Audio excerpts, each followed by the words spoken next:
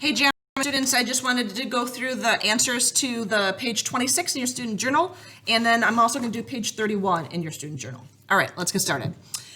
First and foremost, it says name 3 different angles in the diagram. You need to use the angle symbol. So like that is your angle symbol, kind of looks like a less than symbol.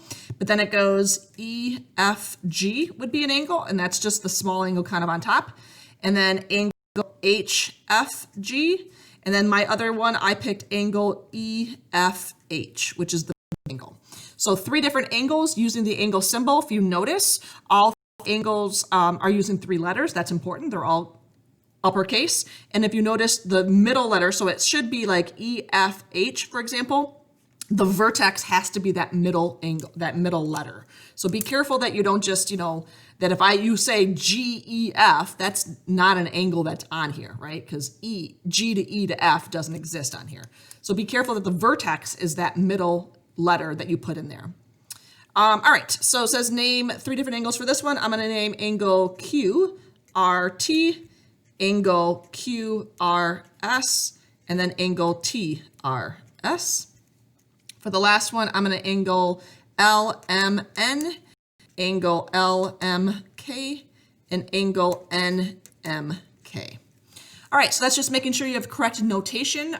It is important that you have the correct notation, so please make sure you're using the angle symbols in capital letters and so forth. All right, next ones. Now we're going to do a little bit more algebra. Actually, this is the first one's just kind of adding together. They're saying find the indicated measure of angle MJK. So I can't even do it. JKL. JKL is this big angle here. JKL is the big angle there. So all you're really doing is adding up 31 plus 85, and you're getting an answer of 116. A lot of times when you write an angle, you would say the measure of angle JKL equals 116 degrees. That little M out in front stands for measure. We use it anytime we're giving the exact measurement of that angle. It says in this one, RSU, so this big angle here is 91 degrees. Find the measure of angle RST. So RST is this little angle right in here. So what I did is I took 91 and I subtracted 69. And I got 22 degrees. So the way I write my answer is the measure of angle RST equals 22 degrees. And then the last one, it says angle UWX is a straight angle. So it's a linear pair.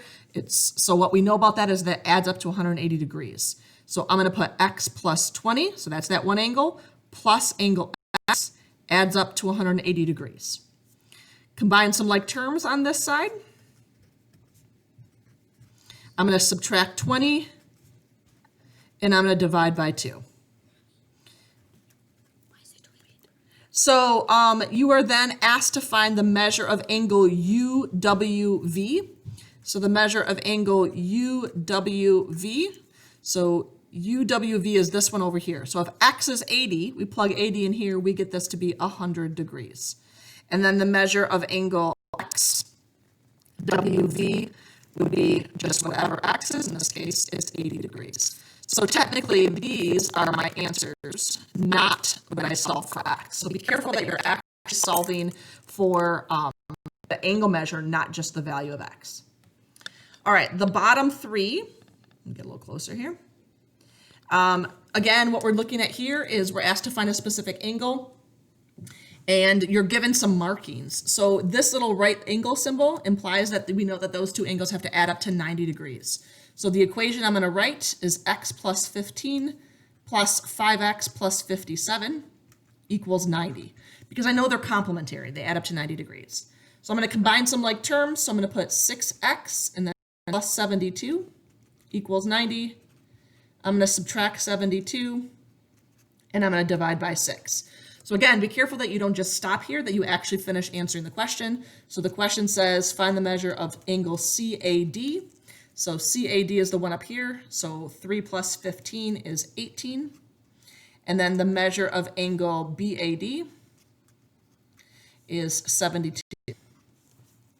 And so that would be my answers for those. On the next one, it says EG bisects angle DEF. So if it bisects, what we know is that this piece and this piece are congruent. So the definition of bisects means it cuts it in half. So really, if I just take 92 and divide it by 2, I get 46. And so I know the measure of angle DEG is 46 degrees, and the measure of angle GEF is 46 degrees. And so that one was just kind of using that definition of bisects. The next one again uses that definition of bisects. So if it bisects, we know that this angle is congruent to this angle. So in order for us to do this problem, we need to set these two angles equal to each other, because they're equal, because they bisect each other. So this angle has to equal that angle. So now we're going to solve for x. So I'm going to add 3x to both sides, and I'm going to add 10 to both sides, and then I'm going to divide by 7. Again, make sure you finish the question. It asks for the measure of angle PQR. And so P to Q to R is this one over here. So 4 times 20 is 80. 80 minus 10 is 70. If you know that it bisects it, which means the other angle has to be the exact same. Oops, PQS. And so this one has to be 70 degrees as well. All right, that is page 26. Those are your answers. If you had questions, again, I will be available before school on the Friday. So if you're East Hills or BHMS, you will have an opportunity to come answer questions before school on Friday starting at 8:30 if you so choose. If not, then we'll just see you in class. West Hills kids, you'll of course see me in class tomorrow, so you can ask questions then, or you can choose to come on Friday morning as well. All right, now I'm on page 31 in your student journals. I just want to go over answers to this page. So it says name a pair of adjacent complementary. So adjacent and complementary. Adjacent means next to each other. Complementary means they get to 90 degrees. So the angles I picked were angle POT and angle TOS. So angle POT and TOS. So what I noticed is that POT was 75 degrees and TOS was 15, which means if you put them together, they equal 90. So that means they're complementary. And because they share that array OT, so see how they both have O to T in their names, they share a common ray. It means they're adjacent. Name a pair of non-adjacent supplementary angles. So again, what we're talking about here is angles that don't touch, and they have to be supplementary. So supplementary means they add up to 180 degrees. So I picked angle LJM and angle POT. So LJM is 105, and angle POT is 75. So see how they both add up? If you put them together, they would add up to 180, but they do not touch. They don't share a common ray, which means they're non-adjacent. All right, moving along. It says A is the complement of B. Angle A is 36. What is angle B? So basically what they're trying to get at here is that you understand vocab. If A is a complement, means they add up to 90. So I would just subtract 36 from 90 and get 54. So I would say the measure of angle B is 54 degrees. Next one says C is a supplement. Again, making sure you understand that definition, means adds up to 180. If angle D is 117, find the measure of angle C. So you take 180, subtract 117, you get 63. So the measure of angle C is 63 degrees. Moving on. Find the measures of each angle. So again, paying attention to the drawings and the markings and what you can tell from the image.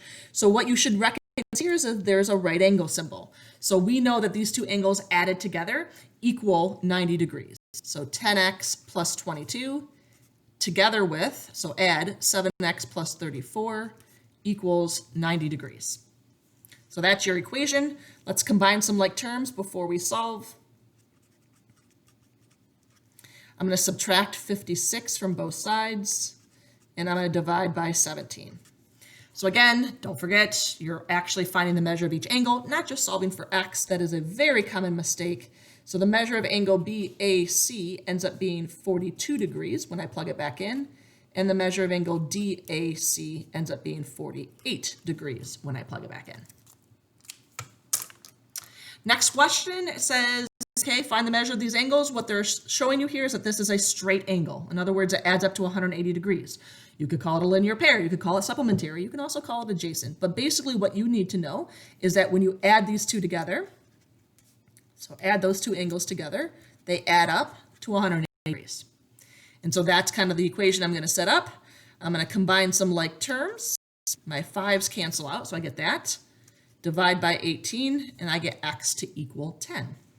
Again, go back, plug in, and solve for the angle measure. So EFH is 55 degrees.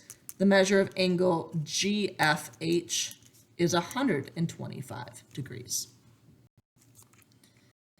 All right, last little section here. It says identify a linear pair that includes angle 1. So there's a couple answers here. So angle 1, you could have picked angle 2. So angle 1 and angle 2 would have worked. You could have put angle 1 and angle 4. So again, they have to form a straight line. So the only two answers that would work there are these two options. Either one would work. So it actually asks you to identify the linear pairs. I didn't catch that at first. So I guess technically you would need both answers. All right, identify the vertical angles. Well, there's quite a few. So angle 1 and angle 3 are vertical. Angle 7 and angle 10 are vertical. Angle 2 and angle 4, angle 5 and angle 8, and angle 6 and angle 9. So again, what you're looking for is angles that are across from each other. So 1 and 3, 2 and 4, 6 and 9, 10 and 7, and then I had, I think, 5 and 8. So again, vertical angles are not only congruent, but they're across from each other. They do not share common ray, which means they are non-adjacent. Are angle 6 and angle 7 a linear pair? 6 and 7. Explain. And the answer is no. And the reason why is because they do not form a straight line. So you would say they don't form a straight, you could call it a straight angle or a straight line, either way. Basically, if you put these two together, they're not going to give you 180 degrees. All right. Those are your answers for those two problems those two pages we did in our class today. If you have any additional questions, like I said, I will be available before school on Friday starting at 8:30. All right, bye for now.